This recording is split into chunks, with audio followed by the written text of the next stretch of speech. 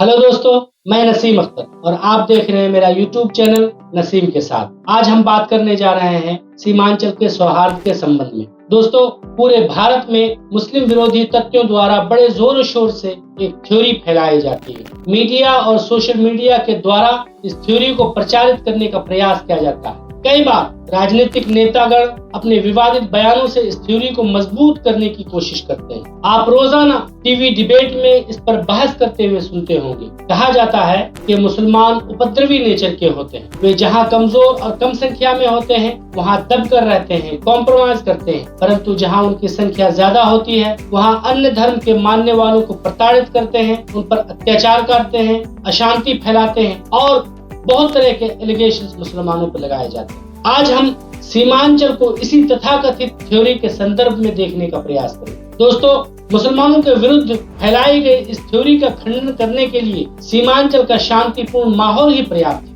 क्योंकि सीमांचल पूरे भारत में प्रेम, सौहार्द, शांति और सुकून का प्रतीक है। यहाँ की गंगा जमुनी संस्कृति सांप्रदायिक शक्तियों के गाल पर एक जोरदार तमाचा है। यहाँ का वातावरण इस सच्चाई को रेखांकित करता है कि मुसलमानों के संबंध में जो थ्योरी फैलाई गई या आज भी फैलाई जाती है वो सरासर झूठ, बेबुनियाद और केवल प्रोपेगेंडे पर आधारित है। सीमांचल बहुत सारे मापदंडों में पीछे हो सकता है। सामाजिक, आर्थिक और राजनीतिक दृष्टिकोण से ये क्षेत्र पिछड़ेपन का शिकार हो सकता है, परंतु यहाँ एक बड़ी खूबसूरत चीज पाई जाती है। इस महत्वपूर्ण चीज की आवश्यकता देश के प्रत्येक नागरिक और प्रत्येक राज्य को है, और वो चीज है हिंदू मुस्लिम एकता। समाज का ये हिंदू मुस्लिम प्रेम और एकता पूरे देश के लिए एक उदाहरण है। हालांकि सीमांचल में मुसलमानों की संख्या लगभग 50% है। 2011 के जनगणना के अनुसार सीमांचल के चारों जिलों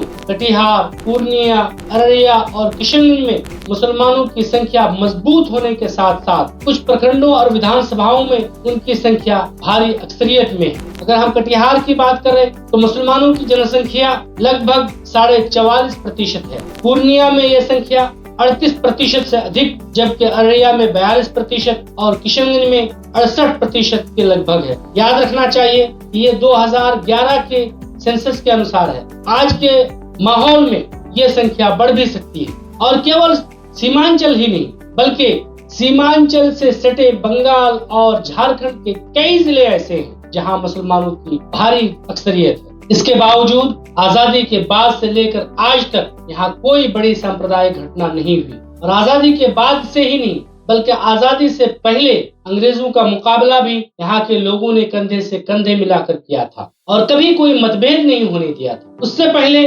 मुगलिया हुकूमत में भी यहाँ के लोग शांति और प्यार से रहा करते थे। कई शताब्दियों से रह रहे यहाँ के लोगों ने मुसलमानों की ओर से कभी अशांति और उपद्रव नहीं देखा। ये दर्शाता है कि मुसलमानों के संबंध में भ्रम फैलाने वाले ये थ्योरी सरासर झूठ और बेबुनियाद है, और ये प्रोपेगेंडे की खेती है, और ये झूठ अधिक दिन चलने वाला नहीं है। चूंकि मैं मुसलमानों के संबंध में फैलाई गई भ्रांति पर फोकस कर रहा हूँ, इसलिए आज उनकी बात अधिक कर रहा हूँ, परंतु इसका अर्थ हरगिज ये नहीं है कि यहाँ अन्य समुदाय के लोग प्रेम भाव से नहीं रहते, कदापि नहीं। शांति स्थापित करने का क्रेडिट जितना मुसलमानों को जाता है उतना ही अन्य समुदाय के लोगों को भी जाता है। प्रत्येक समाज ने यहाँ के शांतिपूर्ण माहौल को बनाए रखने में अपनी अहम भूमिका निभाई है और इस संबंध में बहुत बुद्धिमानी का परिचय दिया, क्योंकि कई बार सांप्रदायिक नेताओं ने ऐसे बयान दिए जिनसे आपसी सौहार्द बिगड़ सकता था। कई बार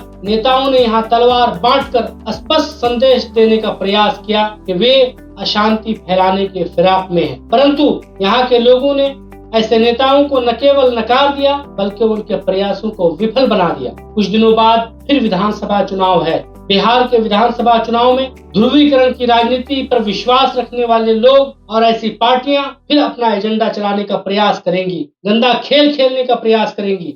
लेकिन सीमांचल के लोगों को सतर्क रहने की जरूरत है कि कोई आपका हितैषी बनकर आपको वर्गलाने का प्रयास न करे, यहाँ के शांति को भंग करने का प्रयास न करे। सीमांचल में नफरत की रोटी सेकने वालों की कोशिश कभी कामयाब नहीं हो सकती। सीमांचल वासियों को इसका ध्यान रखना होगा, क्योंकि यही यहाँ की परंपरा और यहाँ का इतिहास रहा है कि यहाँ के लोग न किसी के फ्रेब में आते हैं, न खुद फंसते हैं, और न समाज के अन्य लोगों को हंसने का मौका देते हैं। आज के लिए बस इतना ही, फिर मिलेंगे अगले एपिसोड में।